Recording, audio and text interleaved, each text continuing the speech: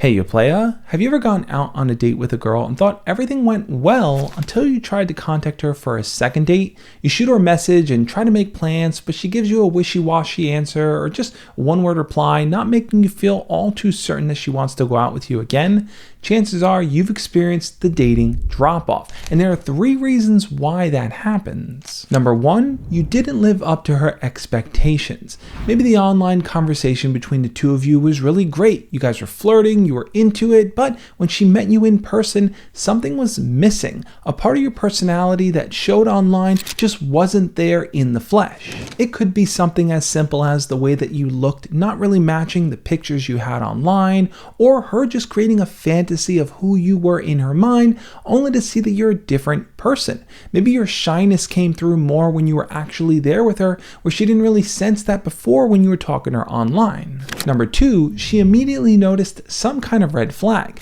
Maybe on that first date, as the two of you were talking a little bit more in depth, you said something that just triggered some type of response for her and made her realize, not this guy, not again. Or it could be something so incredibly trivial that just set off her ick factor and made her realize, I just can't be with a guy who does that. Or number 3, the spark between you two just fizzled out. Your energy and excitement was probably at its highest right before you went on that first date, because that first date brings a lot of unknown, and that mystery is what makes it exciting.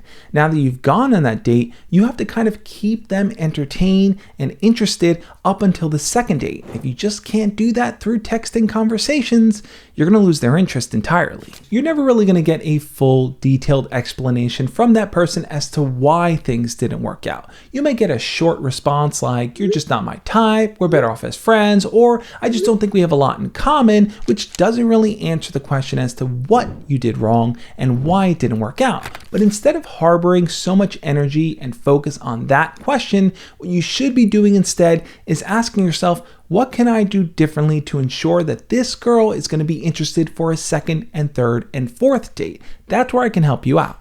When it comes to dating, you should always expect some level of drop-off. That's why I'm always encouraging you to date multiple people instead of focusing on one specific person you want to ask out, because if that person says no, you're going to feel completely heartbroken. But if you're trying to date 10 people at a time and 5 or 6 of them say no to a second date, you might not care as much. To get to that level, you just need to be asking out more people, whether that's in person, on a dating app, or sliding into someone's DMs. Don't be so afraid in just putting that question out there and asking someone out on a date. Now, if that girl agrees to go out on that first date with you, that's great. You should be having lots of different first dates. That's how you're going to build up your experience, get better at dating, and feel way more comfortable whenever you're around girls. It's also incredibly important for you to be direct, open, and honest with every single girl that you're interested in.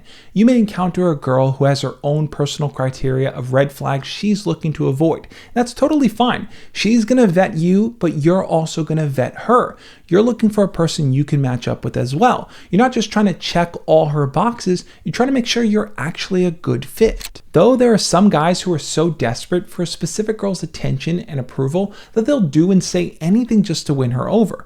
They'll lie, they'll make stuff up, they'll create a whole facade to have her believe he's someone that he's not. And that may lead to a second or third date, but where do you go from there? How does it end?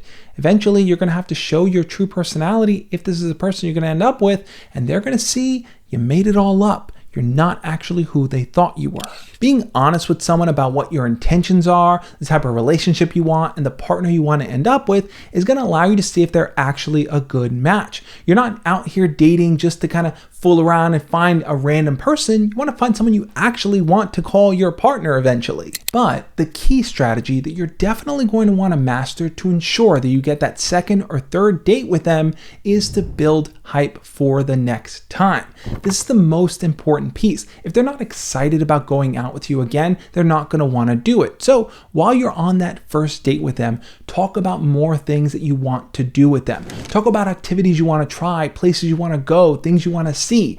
Build up a lot of hype around doing fun things so that when you reach back out to them, you can mention one of those fun things and they're excited to go do that with you. Some guys look at each date as a single isolated experience. I meet up with her, we spend time together, the date is over. But you're going to want to throw that entire framework out the window and replace with something a little bit more fluid like this. Before the first date, you're learning about her and you're leaning on that mystery as to what that first date is going to be like. Are you guys going to mesh? Are things going to go well?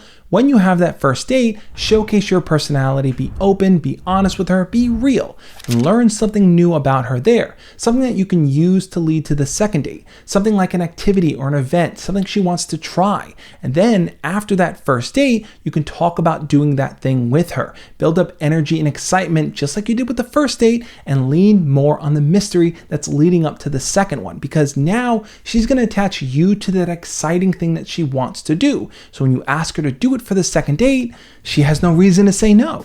And that's a strategy you can rinse and repeat. Now, as you get to know the girl better, you're not going to have to lean so heavily on new and exciting things. Just being with each other is going to be enough. And you are going to have moments where things are going to drop out. Maybe you get far in, you go on a few dates, and it doesn't work out. That's totally fine. One thing you never want to do, though, is to take that out on the girl. It can be frustrating, it can make you feel angry, but never relay that to her in a way that's going to make her feel bad for not responding to you or feel bad for not wanting to go out with you again. If you start to notice that she's flaking on plans or giving you one-word answers, shoot her a message like this. Hey, I'd love to hang out with you again sometime. Shoot me a message when you're interested. Now you've put the ball in her court and you can focus on pursuing other people and not getting so hung up on why she's not going out with you for that second or third date. You can start to curb your dating drop-off by taking these small steps, but the biggest change you're going to make in your life is the moment you decide to stop getting so hung up on knowing why that girl won't go out with you again. If you can free yourself of that worry, you're going to be happy, you're going to be fine, you're going to find someone else to date, you're going to have a good time doing it. On that note, I'll catch you next time. As always, love and peace.